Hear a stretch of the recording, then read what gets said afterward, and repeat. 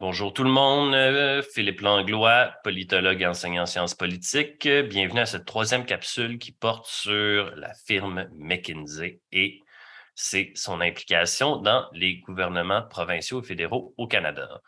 Donc, on a vu à la première capsule un peu l'histoire de McKinsey, la deuxième, comment ils étaient impliqués dans la gestion de la pandémie dans d'autres secteurs et d'autres départements au Québec et au Canada, entre autres la politique d'immigration canadienne. Maintenant, on va voir en fait quels enjeux est-ce que cette implication-là soulève. Donc, on a une firme conseil qui gère des grands pans de la politique au niveau du gouvernement fédéral et provinciaux, au moins en Ontario et au Québec, de ce qu'on sait selon les articles qui ont été publiés par Radio-Canada. Quels enjeux ça soulève exactement? Bien, d'abord, il y a évidemment les coûts. On l'a vu, McKinsey a reçu 100 millions de dollars au moins par le gouvernement fédéral. Au niveau provincial, McKinsey, pendant la pandémie, exigeait 35 000 dollars par jour pour ses conseils. Juste l'emploi d'un seul conseiller de McKinsey coûte au moins 1 500 à 2 000 dollars par jour. Donc, c'est des coûts quand même qui sont considérables. Et comme au Québec ou au Canada, on a une fonction publique qui est quand même assez large et qui normalement ferait le travail que McKinsey fait.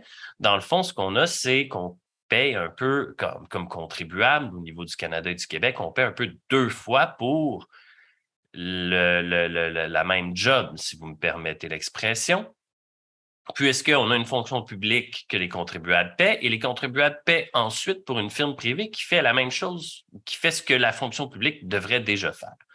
Cela dit, le 100 millions de dollars que ça a coûté, le 35 000 dollars par jour que ça a coûté au Québec, 100 millions fédéral, 35 000 dollars par jour au Québec, c'est quand même des fonds qui peuvent nous paraître assez impressionnants, mais dans l'ensemble d'un budget étatique, c'est pas si grand que ça, surtout considérant à quel point pendant la pandémie, les deux paliers de gouvernement ont dépensé mais des sommes absolument astronomiques.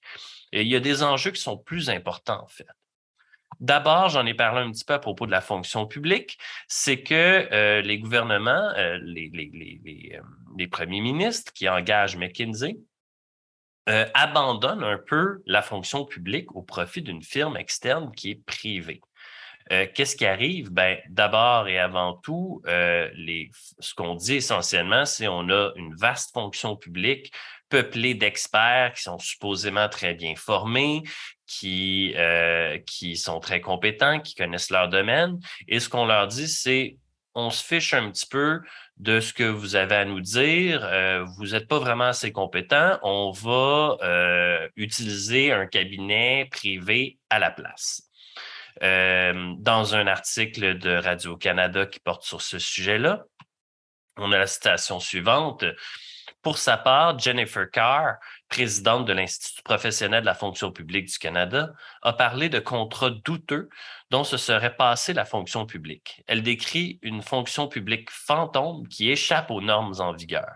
Cette fonction publique fantôme obéit à un ensemble de règles totalement différentes.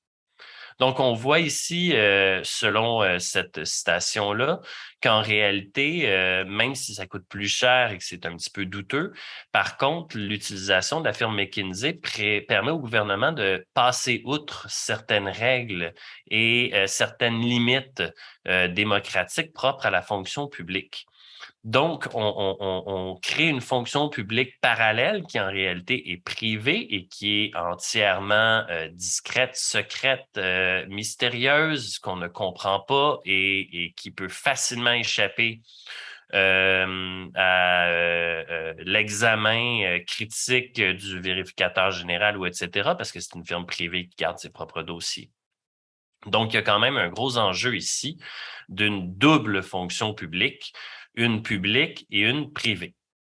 Il y a aussi, McKinsey évolue dans une atmosphère de constant conflit d'intérêts. Je vous donne un exemple que j'ai donné dans la dernière capsule. McKinsey a essentiellement déterminé la stratégie de vaccination au Québec et probablement aussi en Ontario, au même moment que Pfizer était leur client. On peut se poser la question, est-ce que leur contrat avec Pfizer, c'était de conseiller à des gouvernements d'utiliser le vaccin Pfizer? On ne peut pas le savoir parce que McKinsey, évidemment, garde ses contrats privés avec beaucoup de discrétion. Un autre exemple, c'est que des fabricants d'armes russes sont des clients de McKinsey, en même temps que des départements de défense en Allemagne ou au Canada qui envoient des armements et qui aident les soldats ukrainiens, l'armée ukrainienne. Donc, encore une fois, c'est juste un exemple de conflit d'intérêts qui est propre à McKinsey, où McKinsey a différents clients qui sont directement soit en compétition, soit en conflit d'intérêts, et qui est extrêmement difficile de déterminer quel est le plan exact de McKinsey, comment McKinsey joue sur ces deux tables-là. Par ailleurs, il faut savoir que, comme je l'ai mentionné, on ne sait pas exactement l'ampleur de ce dossier-là. On ne connaît pas tous les contrats. McKinsey fait tout et le gouvernement aussi pour essayer de cacher le plus possible ces contrats-là. Et en fait, on se demande jusqu'à quel point est-ce que des firmes privées, une en particulier, est-ce qu'ils conseillent le gouvernement ou est-ce qu'ils gèrent carrément des branches très importantes du gouvernement? Et je vous donne un exemple aussi. Dans le dossier d'identité numérique, qui est un projet extrêmement important qui va beaucoup avoir de développement cette année parce que le gouvernement fédéral et provincial se lance dans des projets d'identité numérique très rapidement. McKinsey est évidemment consultant pour les projets d'identité numérique, en même temps qu'ils ont une branche qui a investi énormément dans des produits utilisés dans les identités numériques ou dans l'intelligence artificielle. Et donc, encore une fois, on a un exemple d'un conflit d'intérêts. Et d'ailleurs, on va en parler dans une prochaine capsule portant sur l'identité numérique. Et on peut se demander, est-ce qu'il y a d'autres projets présentement du gouvernement qui impliquent McKinsey et qui impliquent encore d'autres conflits d'intérêts où McKinsey va recommander à des gouvernements de faire quelque chose qui leur apporte de l'argent d'une autre façon par la banque? Finalement, et ce qui est probablement le plus important, c'est la perte de souveraineté, en fait, qui vient avec l'idée d'avoir une firme privée qui décide des très importantes mesures et politiques des gouvernements.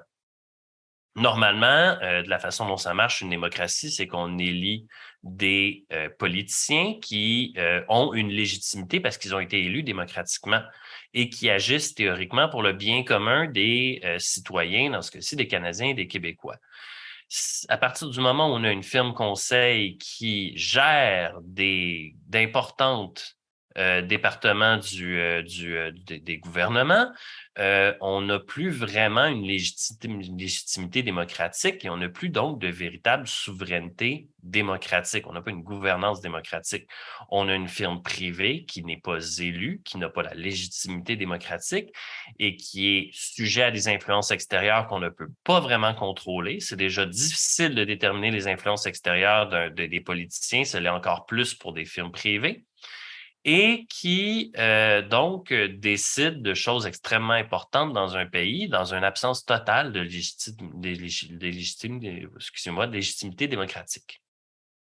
Je prends une autre citation d'une professeure de l'École nationale d'administration publique, Isabelle Fortier, dans l'article de Radio-Canada. C'est un gouvernement de l'ombre, mais qui agit partout sans aucune légitimité et sans aucun recul critique, sans aucune transparence. Donc, un important enjeu de perte de souveraineté, de perte de gouvernance démocratique. Finalement, il faut se poser la question, cette firme-là qui est un géant, presque une pieuvre tentaculaire, avec 30, 40 000 conseillers dans 165 bureaux, 67 pays différents, est-ce que cette firme-là a des plans qui sont plus larges et qu'elle joue dans les différents contrats qu'elle a avec des gouvernements et des corporations?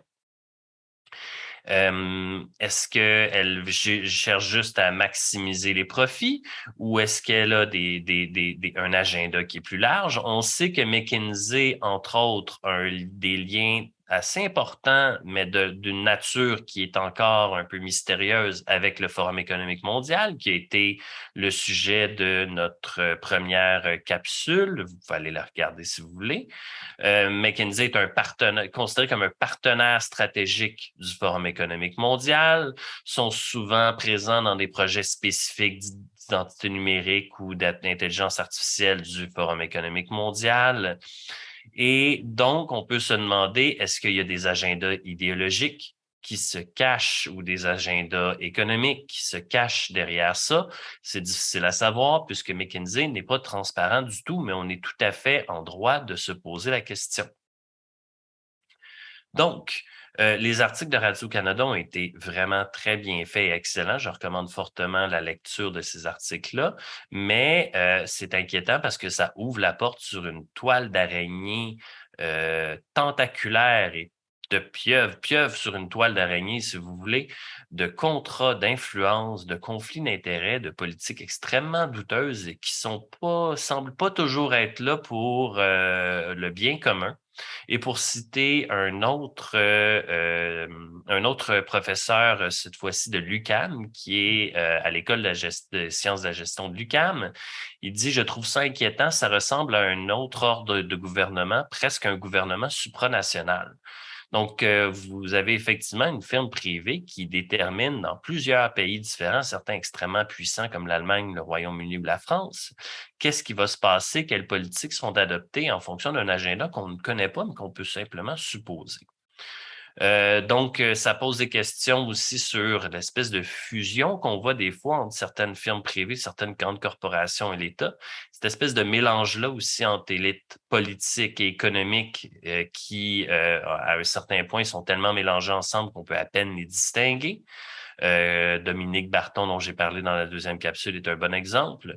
Et on est vraiment, comme je l'ai dit, en droit de se poser la question, est-ce que tout ça est fait pour le bien commun ou est-ce que tout ça est fait en fonction d'intérêts spécifiques qui n'ont rien à voir avec le bien commun de la plupart des citoyens au pays et à la province? Donc, voici pour McKinsey. Je vous retrouve dans une prochaine capsule et bonne journée.